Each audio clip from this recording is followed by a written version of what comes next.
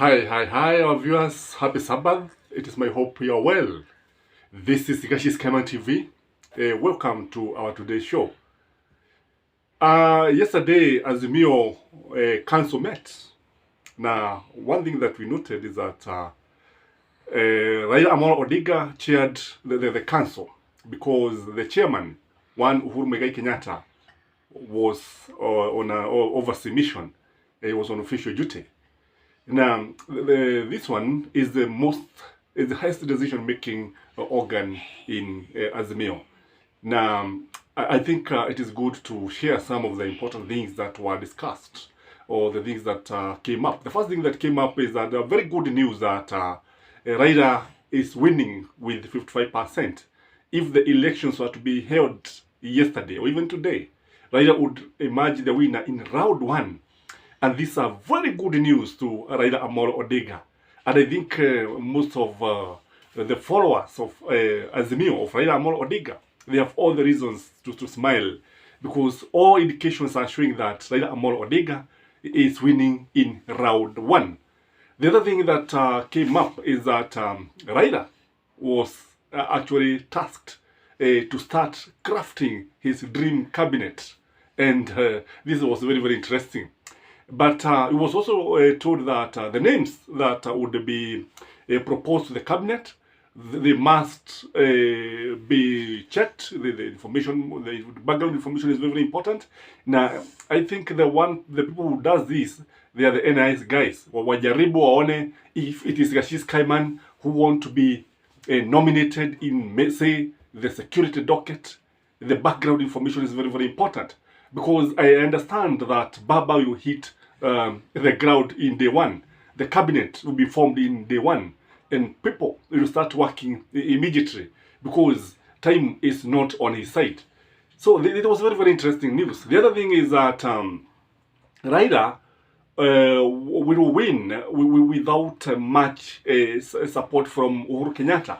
So what came out is that Uhuru was asked, and they agreed that he should continue staying in the back seat, kwa sababu kuwepo kwake pale huenda kukamharibia Raila ushindi wake. And that, you see now, what happened now is that the project tag is already gone. And with the coming of Mother Karua, who is independent-minded, and the retreating of Uhuru Kenyatta, staying in the back seat, ni kitu ambacho kilisaidia sana. Na sasa the project tag is no longer gone. Utasikia sasa kina Mudavadi, they don't talk of the remote control president. Haya ni mambo ambayo yamepitwa na wakati.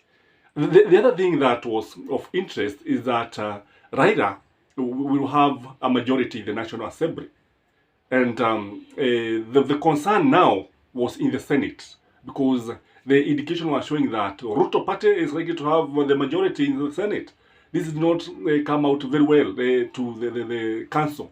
When it comes to the county government, Azimio will have the majority of the MCAs, and in fact they will get about 60% nationwide, because there is no cause for alarm in the county government. The worry now is in the Senate, and that is why they agreed that those candidates who are not very popular, they be told to step down.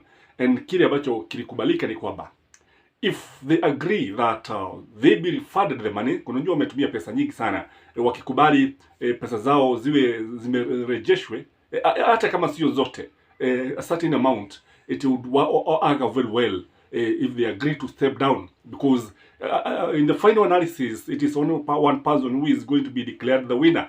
And you know in politics, there's no number two. There's only number one. You either win, you either number one, or you go away. That is what happened. Kwa sababu kile ambacho wanaona ni kwamba wasipofanya hivi, huenda hata National Assembly, because we understand even in the National Assembly, it is just a rather thin margin, very small margin, Raila ambayo atashida.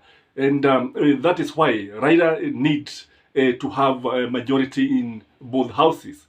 Kwa hivyo wakakubaliana, and that's why you see in the press conference that they came up and Junet put it very clearly that lazima wakubaliane, especially where in a place like Kisii, the governors must agree, the candidates for the governance seat must agree, the three parties, major parties, Jubilee, Azimio, and ODM.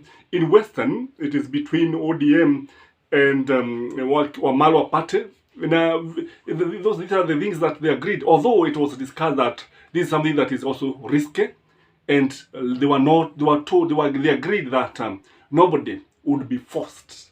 It should be voluntary, but on certain terms.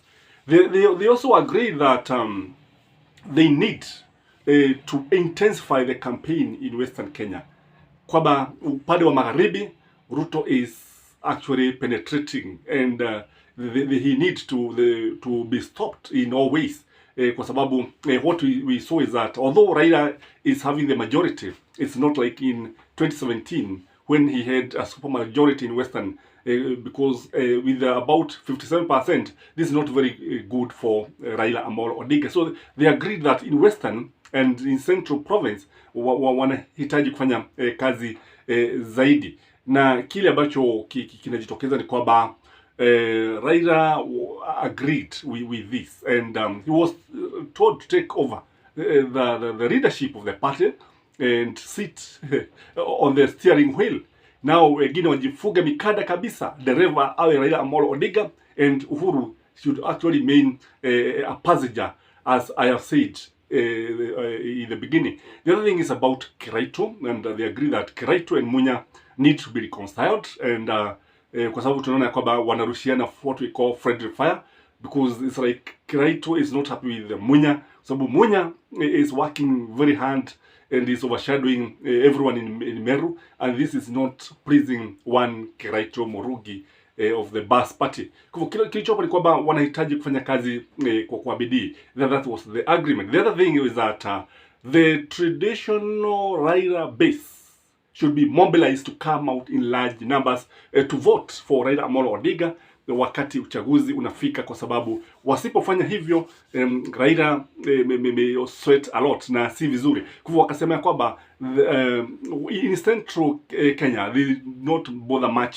with the voter turnout, but in the traditional rich Nyanza, Western Coast and the likes, these regions that have been supporting Raila Amolo Odinga wanahitaji kujitokeza 100%, and Ruto has all the reason to get worried, because all indications are showing that this is round one win.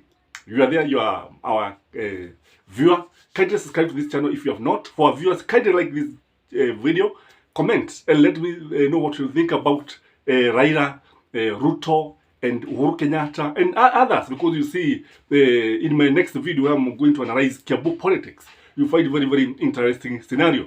This is Gachis Kaman, the tallest man in Black Africa. Have a great Sabbath.